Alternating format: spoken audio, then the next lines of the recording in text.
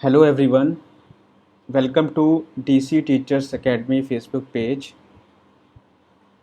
इस वीडियो के माध्यम से आज हम डिस्कस करेंगे राज्य के नीति निदेशक तत्वों के बारे में। इससे पहले का जो वीडियो था मैंने आपको पढ़ाया था मौलिक अधिकार, और मौलिक अधिकार का वीडियो मैंने 2 पार्ट में बनाया है जो कि आपको मेरे YouTube channel DC teachers academy पर मिल जाएगा और आज मैं अपलोड कर दूँगा। बाकी आज हम यहाँ पे स्टार्ट करने जा रहे हैं राज्य के नीति निदेशक तत्व। अब देखो, राज्य के नीति निदेशक तत्वों को स्टार्ट करने से पहले मैं आपको छोटी सी इन्फॉर्मेशन दे देता हूँ कि जो राज्य के नीति निदेशक तत्व हैं वो आपके संविधान के कौन से भाग में हैं। तो संविधान के भाग 4 में हैं। आर्टिकल कहाँ से कहाँ तक है तो आपको पता होगा, मैंने क्या बताया कि आर्टिकल 12 से 35 तक तो आपके कौन थे, मौलिक अधिकार थे। अब 35 से आगे बढ़ो तो मतलब 36 से 51 तक आपके क्या आएंगे, 36 से 51 तक आपके आएंगे राज्य के नीति निदेशक तत्व आएंगे। ठीक है, 36 से 51 तक इतनी चीज़ आपको ध्यान रखनी है। अब देखो हम आगे बढ़ते हैं, इनका उद्देश्य क्या होता है, नीति निदेशक तत्वों को हमारे संविधान में क्यों लाया गया, इनका क्या उद्देश्य होता है।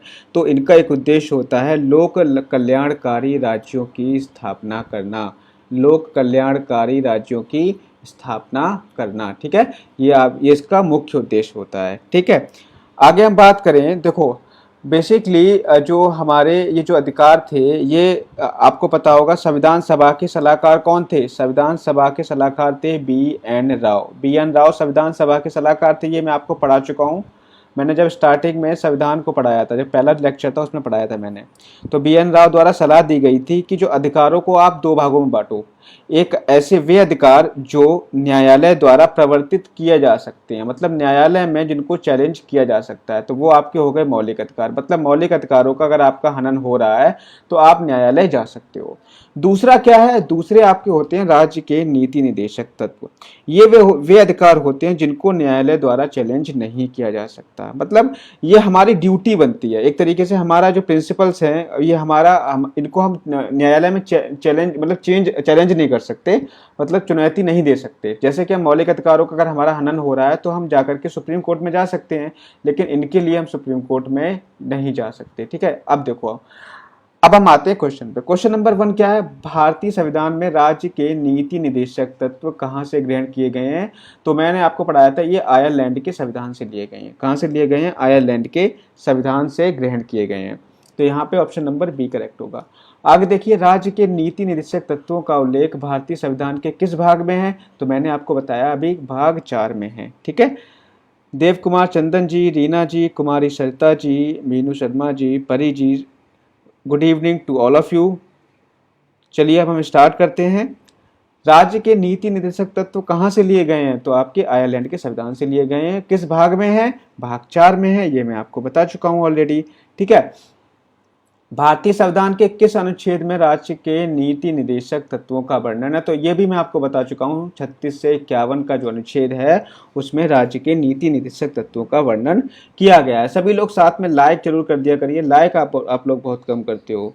ठीक है, और शेयर जरूर किया करिए, कोई भी आपका व्हाट्सएप ग्रुप है या कहीं पर भी हो आप वहाँ शेयर जरूर कर दिया करिए।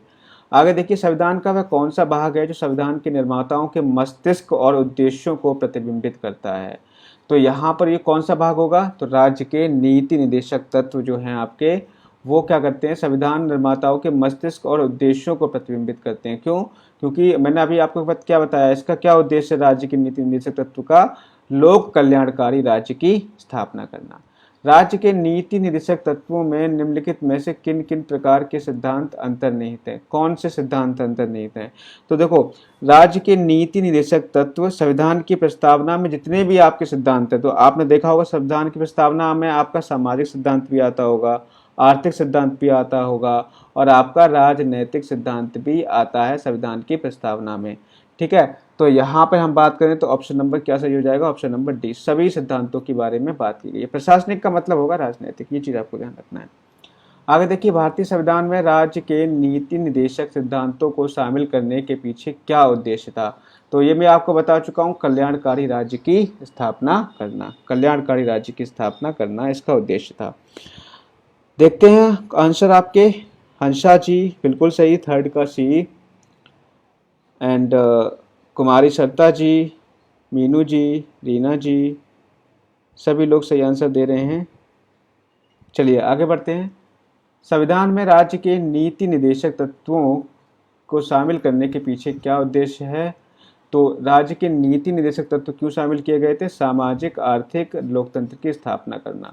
ठीक है, या तो आप लोक कल्याणकारी राज्य की स्थापना कह लीजिए, या फिर मैंने अभी आपको बताया था ना, सामाजिक, आर्थिक और राजनीतिक लोकतंत्र की स्थापना करना। निम्नलिखित में से किसी नीति निर्देशक सिद्धांतों की को बैंक की सुविधा अनुसार दे उत्तर दिनांकित चेक कहा है? किसने? जो राज्य के नीति निर्देशक सिद्धांत हैं उनको उत्तर दिनांकित चेक कहा है। किसको कहा है? तो केटी शाह ने कहा है। केटी शाह ने इनको क्या कहा है? उत्तर दिनांकित चेक कहा है। ये चीज आपको ध्यान रखनी है। आगे बढ़ते हैं अगले क्वेश्चन की तरफ। किस संवैधानिक संशोधन अधिनियम ने राज्य के नीति निर्देशक तत्वों को मौलिक अधिकारों की अपेक्षा अधिक प्रभावशाली बनाया?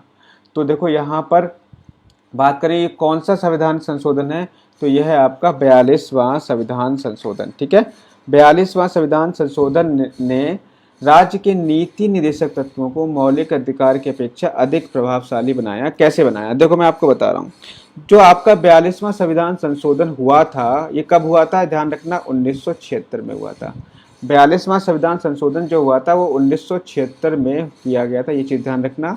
और इस अनुच्छेद के अंतर्गत, इस संशोधन के अंतर्गत कौन कौन से अनुच्छेद डाले गए थे? 39 का डाला गया इस संशोधन के अंतर्गत, और 43 का भी डाला गया था, और इसके अलावा बात करें तो 48 का भी इसी संशोधन के अंतर्गत डाला गया था। ठीक है, तो ये 3 अनुच्छेद इसके अंतर्गत डाले गए थे।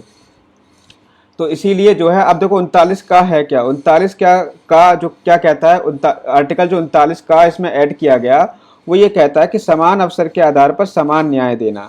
ठीक है, चाहे वो आपका गरीब हो या अमीर हो, किसी भी धर्म का हो, किसी भी जाति का हो, तो सभी के लिए समान न्याय मिलेगा। ये किस में कहा गया? 39 का में कहा गया। फिर एक आपका ऐड हुआ था 43 का। 43 का में क्या किया गया?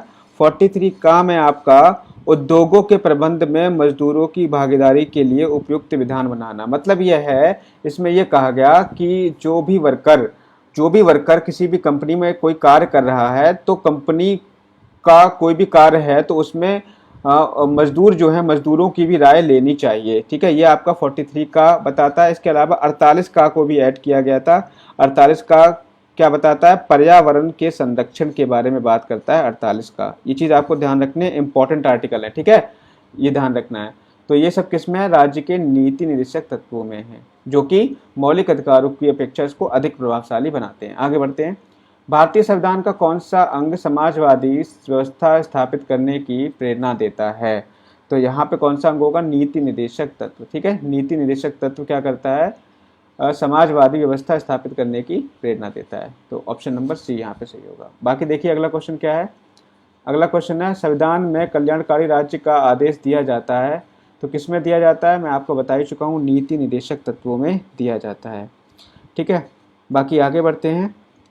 नीति निर्देशक सिद्धांत है वाद योग्य नहीं, मौलिक अधिकार, या फिर उपरोक्त में से कोई नहीं। तो मैंने आपको शुरू में ही बता दिया था कि ये वाद योग्य नहीं है।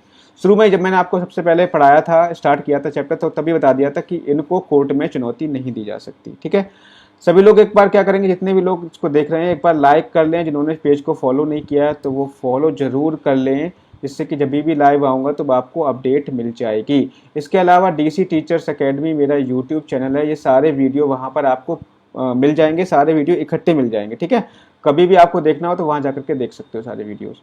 नीति निर्देशक तत्वों का क्रियान्वयन निम्नलिखित में से किस पर निर्भर करता है? तो यहाँ पर देखो, स्वतंत्र न्यायपालिका पर, राष्ट्रपति की इच्छा पर, सशक्त विपक्ष पर, या सरकार के पास उपलब्ध संसाधनों पर। तो यहाँ पर क्या है? सरकार के पास उपलब्ध संसाधनों पर निर्भर करता है। जैसे देखो, ये जो नीति निर्देशक तत्व है, इनको मतलब ये बाध्य नहीं है कि सभी लोगों को मानने हैं। मतलब ये है कि सरकार, देखो अब यहाँ पर एक मैं आपको एक चीज बता दूं, यहाँ पर ये कहा गया है, यहाँ पर क्या कहा गया है? यहाँ पर ये कहा गया है पर्यावरण का संरक्षण करना। फॉर एग्जाम्पल पर्यावरण के संरक्षण की बात की गई। ठीक है, अब पर्यावरण के संरक्षण के लिए सरकार के पास अगर पैसा बहुत सारा है, बहुत अच्छा पैसा है, तो वो क्या करेगी? पर्यावरण को संरक्षण करने का प्रयास करेगी। मतलब बाध्य नहीं है, इनको मानने के लिए कोई भी सरकार बाध्य नहीं है, उसके पास उपलब्ध संसाधनों के आधार पर वो इनका प्रयोग कर सकती है। कहने का मतलब ये है। ठीक है, ये इसमें बात की गई है। आगे बढ़ते हैं, हम अगले क्वेश्चन की तरफ आते हैं। मूल अधिकार और राज्य के नीति निर्देशक तत्व में क्या अंतर है? तो यहाँ पर देखोगे, मैंने आपको बता ही चुका हूँ कि मूल अधिकार वाद्य योग्य हैं। अगर आपके मूल अधिकारों का हनन हो रहा है तो आप सुप्रीम कोर्ट जा सकते हैं, लेकिन राज्य के नीति निर्देशक तत्व वाद्य योग्य नहीं है, ये मैं आपको बता चुका हूँ। आगे बढ़ते हैं, मौलिक अधिकार एवं राज्य के नीति निर्देशक तत्वों के विषय में कौन सा कथन सही है? वे एक दूसरे के पूरक हैं, वे परस्पर विरोधी हैं, उन दोनों में कोई अंतर नहीं है, या वे दोनों वाद्य योग्य नहीं है। तो इनको हटा दो, इनको भी हटा दो, इनको भी हटा दो, तो देखो ये निगेटिव है सारे, तो इसका मतलब वे एक दूसरे के पूरक हैं। ठीक है, इन दोनों का मतलब ही क्या होता है? इन दोनों का मतलब ये होता है कि जो हमारे समाज में जो है लोकतंत्र को स्थापित करना और सभी के अधिकारों को सब यहाँ पे जितने भी व्यक्ति भारत में रह रहे हैं सभी को समान अधिकार प्राप्त हैं, इस व्यवस्था को सुनिश्चित करना। तो ये एक दूसरे के क्या हैं? पूरक हैं। एक कल्याणकारी राज्य के निर्देश आदर्श वर्णित हैं, तो इसमें क्या आंसर होगा? राज्य के नीति निर्देशक तत्वों में। ठीक है, मतलब राज्य के नीति निर्देशक तत्व एक्चुअल में होते क्या हैं? वो इस प्रकार के, मतलब एक तरीके से स्टेटमेंट कह लो और तत्व कह लो या एक तरीके से पॉइंट कह लो, जो एक लोक कल्याणकारी राज्य की स्थापना करने में मदद करेंगे। ठीक है, सभी जो है राज्यों द्वारा कोशिश की जाती है कि हम अधिक से अधिक राज्य के नीति निर्देशक तत्वों का पालन करें। ठीक है, आगे बढ़ते हैं। नीति निर्देशक तत्वों को कार्यान्वित करने के लिए क्या मूल अधिकारों का हनन हो सकता है? तो यहाँ पे है कुछ का हो सकता है। ठीक है, कुछ जो है आपके मूल अधिकारों का हनन यहाँ पर हो सकता है, तो यहाँ पर ध्यान रखना, सभी का नहीं, कुछ का हो सकता है। ठीक है, इतनी चीज यहाँ पर ध्यान रखनी है। अब आगे बढ़ते हैं। जैसे आपने देखा होगा ना, आपने देखा होगा जैसे हमें, आपको पता है कि हमें राष्ट्रगान जो हमारा होता है, राष्ट्रगीत होता है, उसका हमें पालन करना चाहिए। ठीक है, तो प्रत्येक व्यक्ति को करना चाहिए, चाहे वो हिंदू हो चाहे मुसलमान हो, इस तरीके से हमारी बात की गई है। लेकिन अगर देखो, अगर हम ये किसी को थोपते हैं, किसी से कहते हैं, कोई मुस्लिम है अगर वो नहीं गा रहा है, इस्लाम धर्म का या कुछ भी है, वो नहीं गाना चाह रहा है, तो आप अगर उसके साथ ज़बरदस्ती कर रहे हो तो इसका मतलब ये होगा, तो यहाँ पर आर्टिकल जो 19 है, आर्टिकल 19 का आपका जो मौलिक अधिकार है उसका हनन होता है। क्यों? क्योंकि आर्टिकल 19 क्या कहता है कि प्रत्येक व्यक्ति को किसी भी चीज़ को बोलने या ना बोलने का अधिकार होता है, अभिव्यक्ति की स्वतंत्रता होती है, हम चाहें उस चीज़ को बोलें या नहीं बोलें। लेकिन राष्ट्रगान भी क्या होता है? देखो, राष्ट्रगान तो एक तरीके से हमारा एक सम्मान का प्रतीक होता है। ठीक है, लेकिन हम इसको किसी के ऊपर थोप नहीं सकते कि आप राष्ट्रगान गाओ ही। तो इस तरीके से अगर हम जो है नीति निर्देशक तत्वों को कार्यान्वित करेंगे तो कुछ ना कुछ का तो हमारा मूल अधिकारों का हनन होगा ही। तो ये चीज आपको ध्यान रखना है। भारत के संविधान में अंतर्राष्ट्रीय सुरक्षा को प्रोत्साहन देना निहित है, तो ये किस में निहित है? आपका राज्य के नीति निर्देशक सिद्धांत में। और ध्यान रखना, अंतर्राष्ट्रीय सुरक्षा का आर्टिकल याद कर लो, आर्टिकल है 51। आर्टिकल 51 में अंतर्राष्ट्रीय सुरक्षा की बात की गई है। ये इंपॉर्टेंट आर्टिकल है, इसको आप ध्यान कर लेना। ठीक है, इंपॉर्टेंट आर्टिकल है ये। आर्टिकल 51 में क्या बात की गई है? अंतर्राष्ट्रीय सुरक्षा की बात की गई है। सभी लोग एक बार लाइक कर देंगे, जिन्होंने लाइक नहीं किया है प्लीज एक बार लाइक जरूर कर दें, और इस पेज को जिन्होंने फॉलो नहीं किया है तो फॉलो कर लें। साथ ही साथ टीसी टीचर्स अकेडमी के यूट्यूब चैनल को जरूर सब्सक्राइब करें। ठीक है, सारे वीडियोस आपको वहां पर मिल जाएंगे। ये आगे देखिए, समान कार्य के लिए समान वेतन भारत के संविधान में सुनिश्चित किया गया है, तो यह एक है, यह क्या है? तो मैं आपको बात करूं, ये राज्य के नीति निर्देशक सिद्धांत का अंग है। अब समान कार्य के लिए समान वेतन किस में है? ये आपका समान कार्य के लिए अगर समान वेतन की बात की जाए तो ये कहाँ पर किया गया है, किस इसमें इसकी बात की गई है? तो ये 39 का में। ठीक है, 39 का में इसकी बात की गई है। आगे बढ़ जाते हैं। भारतीय संविधान के निम्नोक्त भागों में से किस एक में न्यायपालिका तथा कार्यपालिका का पृथक् प्रावधान है? न्यायपालिका और कार्यपालिका के दोनों के लिए अलग अलग प्रावधान है, किस में है? तो ये राज्य के नीति निर्देशक सिद्धांत में है। ठीक है, राज्य के नीति निर्देशक सिद्धांत में है। भारतीय संविधान में राज्य के नीति निर्देशक सिद्धांत को किस मुख्य कारण से सम्मिलित किया गया है?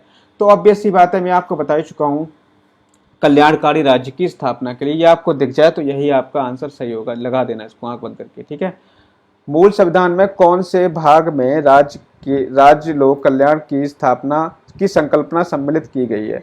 तो ये भी मैंने क्या बताया था, राज्य के नीति निर्देशक सिद्धांत में की गई है, तो ऑप्शन नंबर यहाँ पे डी सही होगा। ठीक है, भारतीय संविधान का कौन सा अंश भारत के नागरिकों को आर्थिक न्याय प्रदान करने का संकेत करता है? तो देखो, अगर आर्थिक न्याय की बात की जाए, चाहे आपके सामाजिक न्याय की बात की जाए या आपके आर्थिक राजनीतिक न्याय की बात की जाए, तो इन तीनों का जो न्याय है वो किस में बताया गया है? राज्य के नीति निर्देशक सिद्धांत में बताया गया है। ठीक है, आगे बढ़ते हैं, अगले क्वेश्चन पे आ जाते हैं। निम्नांकित में से कौन सा राज्य नीति निर्देशक नीति का सिद्धांत नहीं है? तो अंतर्राष्ट्रीय शांति को प्रोत्साहन, ये तो है आपका आर्टिकल 51 में ये आपका बताया गया है। ठीक है, और 14 वर्ष तक के बच्चों को निःशुल्क व अनिवार्य शिक्षा प्रदान करना, ये भी आपका बताया गया। ये किस आर्टिकल में है? ये आपका है आर्टिकल 45 में। आर्टिकल 45 क्या कहता है? 6 वर्ष से कम आयु के बच्चों को शिक्षा एवं उनकी देखभाल करना बताया गया है। किसमें? आर्टिकल 45 में। और यहाँ पर अगर बात करें गोवध निषेध, गोवध निषेध की बारे में बात की गई। ये भी आपका क्या है? राज्य का नीति निदेशक सिद्धांत है। ये भी आपका राज्य का नीति निदेशक सिद्धांत है। ठीक है, तो ये आपकी बात हो गई। इसके अलावा हम बात करें निजी संपत्ति की समाप्ति, ये आपका नीति निदेशक सिद्धांत नहीं है, तो यही आपका गलत हो जाएगा। ठीक है, 24 का डी आंसर है। आगे बढ़ते हैं। राज्य के नीति निदेशक तत्व नहीं है, तो कौन सा नहीं है आपका? वैज्ञानिक मनोभाव के विकास का, यही आपका नहीं है। तो कोई वैज्ञानिक मनोभाव के विकास की कोई बात नहीं कही गई है। पोषाहार के स्तर को ऊपर उठाना, हाँ, इसकी बात यहाँ पर की गई है। पोषाहार के स्तर को ऊपर उठाने के लिए बात यहाँ पे की गई है। इसके अलावा बात करें कमजोर श्रेणियों के आर्थिक हित को बढ़ाना, ये भी की गई है। कार्यपालिका को न्यायपालिका से अलग करना, इसकी भी बात की गई है। तो बाकी एक को छोड़कर सभी सही है। राज्य के नीति निर्देशक तत्व में क्या शामिल है जो मूल अधिकार में नहीं है? तो इन दोनों को कौन सा जो है अलग करता है? तो आपको ध्यान रखना, कुटीर उद्योगों को प्रोत्साहन। देखो, अस्पृश्यता का उन्मूलन भी मौलिक अधिकार में है। किसमें? आर्टिकल 17 में है। धर्म की स्वतंत्रता भी की गई है। ठीक है, इसके अलावा आने जाने की स्वतंत्रता भी, ये भी मौलिक अधिकार में है। ये भी आपके नीति निर्देशक तत्व दोनों में किया गया है। लेकिन आपकी कुटीर उद्योग की बात करें तो कुटीर उद्योग की जो बात की गई है वो सिर्फ और सिर्फ आर्टिकल 43 में की गई है, जो कि आपका आता है राज्य के नीति निर्देशक सिद्धांत में। तो आर्टिकल नंबर 43 जो कुटीर उद्योग को प्रोत्साहन है, ये सिर्फ और सिर्फ किस में की गई है? इसकी बात राज्य के नीति निर्देशक सिद्धांत में की गई है। अब आपके कमेंट देख लेते हैं एक बार। मीनू जी, हंसा जी, रीना जी, कुमारी सरिता जी, बिल्कुल सही है। आगे बढ़ते हैं। अगला देखिए, किस नीति निदेशक सिद्धांत को प्रायः समाजवादी माना जाता है? तो किसको समाजवादी यहाँ पर माना जाता है? तो यह है ग्राम पंचायतों की स्थापना को। ठीक है, ग्राम पंचायतों की जो स्थापना किस में की गई है? आर्टिकल 40 में बात की गई है। तो आर्टिकल 40 में क्या बताया गया? ग्राम पंचायतों का संगठन करना और उन्हें स्वायत्त शासन की इकाइयों के रूप में कार्य करने हेतु शक्तियां देना। किस में बात की गई है? ग्राम पंचायतों की स्थापना में आर्टिकल 40 में बात की गई है। निम्नलिखित निर्देशक सिद्धांतों में से वह सिद्धांत कौन सा है जिसे गांधीवादी सिद्धांत कहा जाता है? तो वो कौन सा है? स्वशासन के प्रभावी एक लोक रूप में ग्राम पंचायत का गठन। ठीक है, तो ये गांधीवादी सिद्धांत इसको क्यों कहा जाता है? क्योंकि गांधी जी ने ग्राम पंचायतों के गठन पर विशेष रूप से जोर दिया था। ये चीज ध्यान रखनी है। नीति निदेशक तत्व का महत्व किसके लिए है? नागरिक, राज्य, समाज या संघ के लिए? तो ये किसके लिए है? आपके राज्य के लिए। क्योंकि नीति निदेशक तत्व का उद्देश्य क्या होता है? राज्य की मतलब लोक कल्याणकारी राज्य की स्थापना करना। भारत के किस राज्य में समान नागरिक संहिता लागू है? किस राज्य में है? तो सिर्फ और सिर्फ एक ही राज्य है, गोवा। गोवा में आपकी समान नागरिक संहिता लागू है। राज्य के नीति निदेशक सिद्धांतों को, अच्छा ये बताओ, राज्य समान नागरिक संहिता है, समान नागरिक संहिता है, ये किस आर्टिकल में इसकी बात की गई है? समान नागरिक संहिता की बात किस आर्टिकल में की गई है? जरा आप कमेंट करके बताओ। जो आपकी समान नागरिक संहिता की बात की गई है वो आपके किस आर्टिकल में है, या आप कमेंट करके नीचे बताएंगे। ठीक है, आगे बढ़ते हैं। राज्य के नीति निदेशक सिद्धांत के अनुसार किस आयु वर्ग तक के बच्चों को निःशुल्क एवं अनिवार्य शिक्षा देने की आशा की जाती है? तो यहाँ पर आंसर होगा 14 वर्ष तक की। ठीक है, 14 वर्ष तक की। आगे बढ़ते हैं। राज्य के नीति निर्देशक सिद्धांत किस प्रकार के मौलिक अधिकारों से भिन्न है? तो ध्यान रखना, मौलिक अधिकारों से मतलब कैसे भिन्न है? राज्य के नीति निर्देशक सिद्धांत प्रवर्तनीय नहीं है। प्रवर्तनीय का मतलब है कि इनको सुप्रीम कोर्ट में जाकर के चैलेंज नहीं किया जा सकता, लेकिन अगर किसी के मूल अधिकारों का हनन हो रहा है तो उसको सुप्रीम कोर्ट में जाकर के चैलेंज कर सकता है। रिट दी गई है आपकी 5 रिट, मैंने आपको बताया भी था। भारतीय संविधान के कौन से संशोधन अधिनियम द्वारा टकराव की दशा में राज्य की नीति निर्देशक तत्वों को मूल अधिकारों पर वरीयता प्रदान की गई है? तो 42वें संविधान संशोधन। तो 42वें संविधान संशोधन के अंतर्गत आपके 3 आर्टिकल जोड़े गए थे। 39 का जोड़ा गया था, आपका 43 का जोड़ा गया था, एक और जोड़ा गया था 48 का। ये चीज़ आपकी जोड़ी गई थी और ये आपको ध्यान रखना है, ठीक है, ये आपको ध्यान रखना है। बिल्कुल, जगदीश ठाकुर जी ने बिल्कुल सही बताया, आर्टिकल 44 है। आर्टिकल 44 के अंतर्गत नागरिकों के लिए समान नागरिक संहिता लागू की गई है और जो पहला राज्य है वो कौन है? गोवा है, ठीक है, गोवा है। ठीक है, आगे बढ़ते हैं, अगले क्वेश्चन पे आ जाते हैं। अगला क्वेश्चन है आपका भारतीय, एक मिनट इसको जरा मैं रब कर लूँ। भारतीय संविधान के अंतर्गत कल्याणकारी राज्य की अवधारणा निम्नलिखित में से किस अनुच्छेद में वर्णित है? तो आर्टिकल 38 में वर्णित है, ठीक है, आर्टिकल 38 में वर्णित है, ये चीज़ ध्यान रखना है। तो आर्टिकल 38 में क्या क्या बताया गया है, किस प्रकार की बात की गई है? सामाजिक, आर्थिक और राजनीतिक न्याय की बात की गई है, ठीक है। इसके अलावा इसमें एक बात और की गई है, आय, प्रतिष्ठा, सुविधाओं तथा अवसरों की असमानता को समाप्त करने का प्रयास करना, इसकी भी बात की गई है। समान न्याय, निःशुल्क विधिक सहायता का प्रावधान संविधान के किस अनुच्छेद में किया गया है? तो अनुच्छेद 39A में किया गया है, ठीक है। तो अनुच्छेद 39A में क्या बताया गया है कि समान अवसर के आधार पर न्याय देना व निःशुल्क कानूनी सहायता उपलब्ध कराना, किसमें बात की गई है? 39A में बात की गई है। हंसा जी, मीनू जी, रीना जी, कुमारी श्रद्धा जी, सही आंसर है बिल्कुल आप लोगों का। आगे बढ़ते हैं। भारतीय संविधान के निम्नलिखित अनुच्छेदों में से कौन सा अनुच्छेद राज्य सरकारों को ग्राम पंचायतों को संगठित करने का निर्देश देता है? तो कौन सा है? आर्टिकल 40 है, ठीक है। आर्टिकल 40 के अंतर्गत किसकी बात की गई है? ग्राम पंचायतों के गठन की बात की गई है, ठीक है। भारतीयों के लिए एक समान सिविल संहिता प्राप्त करने की बात किसमें की गई है? आर्टिकल 44 में की गई है, ये मैं आपको बता ही चुका हूँ। इसके अलावा अगर हम बात करें तो संविधान के किस अनुच्छेद में न्यायपालिका का कार्यपालिका से पृथक्करण का उल्लेख किया गया है? न्यायपालिका को कार्यपालिका से अलग करने का उल्लेख किस आर्टिकल में किया गया है? तो आर्टिकल नंबर 50 में किया गया है। आर्टिकल 50 क्या कहता है? आर्टिकल 50 ये कहता है कि राज्य की लोक सेवाओं में कार्यपालिका से न्यायपालिका को अलग करने हेतु राज्य द्वारा कदम उठाया जाना चाहिए, ठीक है। आगे बढ़ते हैं। राज्य के नीति निर्देशक सिद्धांतों में से किस अनुच्छेद का संबंध अंतर्राष्ट्रीय शांति सुरक्षा से? तो मैं ये आपको बता चुका था, आर्टिकल 51 है, आर्टिकल 51 है, ठीक है। आगे बढ़ते हैं। अंतर्राष्ट्रीय संविधान के किस अनुच्छेद द्वारा निम्न दुर्बल वर्गों को शिक्षा संबंधी सुरक्षा प्रदान की गई है? तो वो कौन सा आर्टिकल है? आर्टिकल है आपका 46, ठीक है। आर्टिकल 46 क्या कहता है? अनुसूचित जातियों, अनुसूचित जनजातियों व अन्य दुर्बल वर्गों के शिक्षा और अर्थ संबंधी हितों की अभिवृद्धि करना। मतलब दुर्बल वर्ग के लोगों, जैसे अनुसूचित जाति के लोग होते हैं, अनुसूचित जनजाति के लोग होते हैं, उनको शिक्षा दिलाना, किस में बात की गई है? ये आपके आर्टिकल 46 में बात की गई है, ठीक है।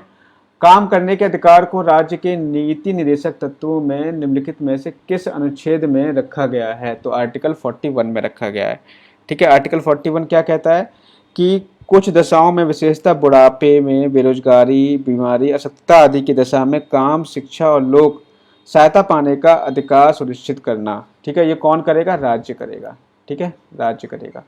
आर्टिकल 41 में किया गया है, ठीक। अब यहाँ पर देखो, यहाँ पे अनुच्छेद दिए गए हैं, कुछ विषय दिए गए हैं, तो मैंने आपको बता ही दिया था।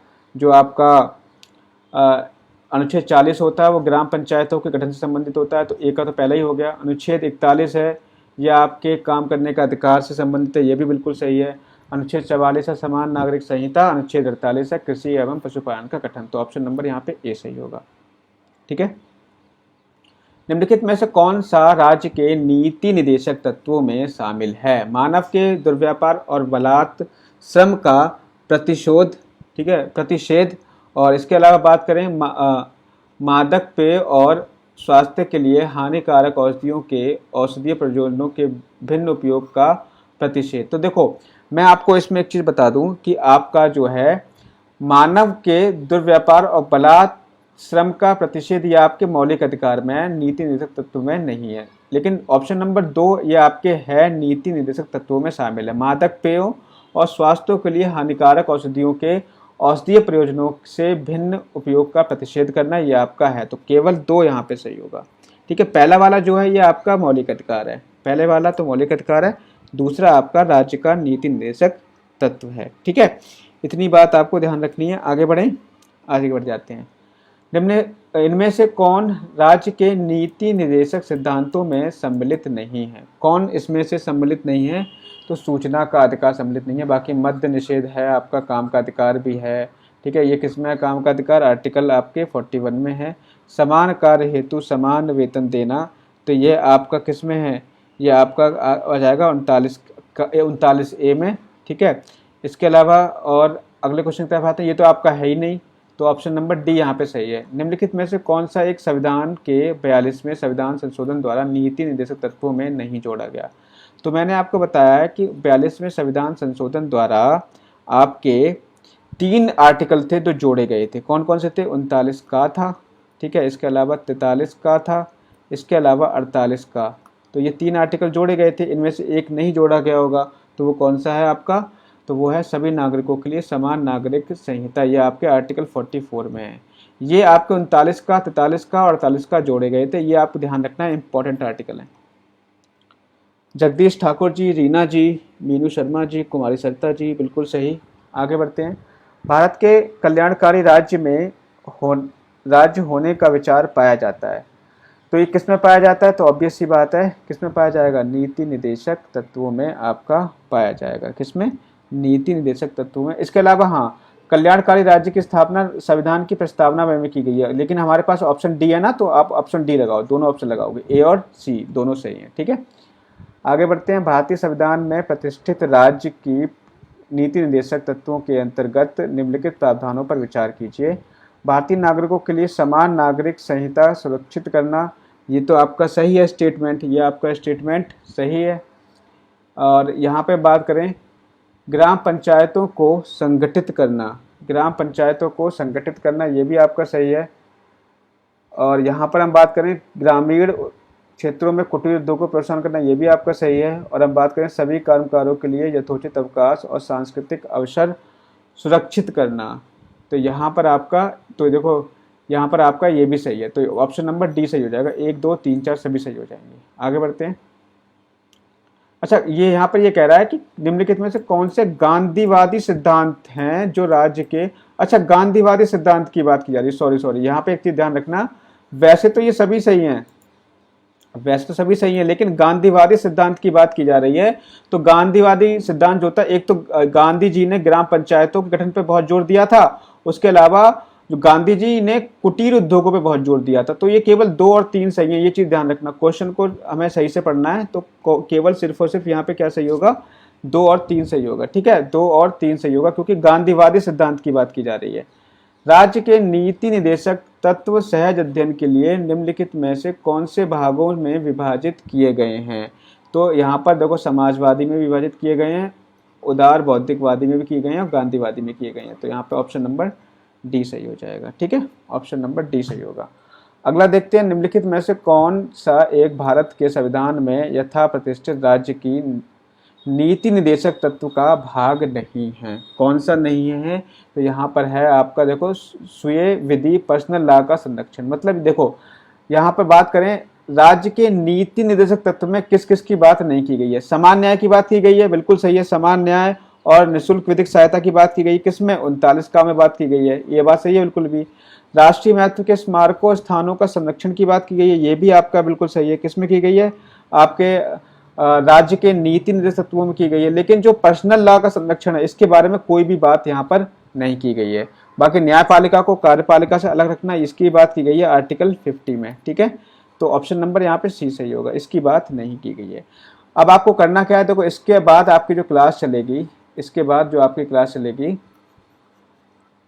वो आपकी क्लास होगी जीएस की फॉर सीटेट के लिए। ठीक है, जीएस फॉर सीटेट के लिए आपकी क्लास होगी। तो सभी लोग, मैं लगभग 15 मिनट बाद आपकी क्लास लेकर के आऊँगा। सभी लोग क्या करें, एक बार लाइक जरूर कर दें, लाइक करके जाया करिए, सभी लोग एक बार लाइक कर दें, लाइक करके जाएं। और इस पेज को जिन्होंने फॉलो नहीं किया है तो वो इस पेज को फॉलो भी कर लें। और मेरा यूट्यूब चैनल है DC टीचर्स अकेडमी के नाम से, उसको जा करके सब्सक्राइब कर लें। ठीक है, तो मिलते हैं आपसे नेक्स्ट वीडियो में, नेक्स्ट वीडियो में आपसे मुलाकात होगी। Thank you, have a nice day.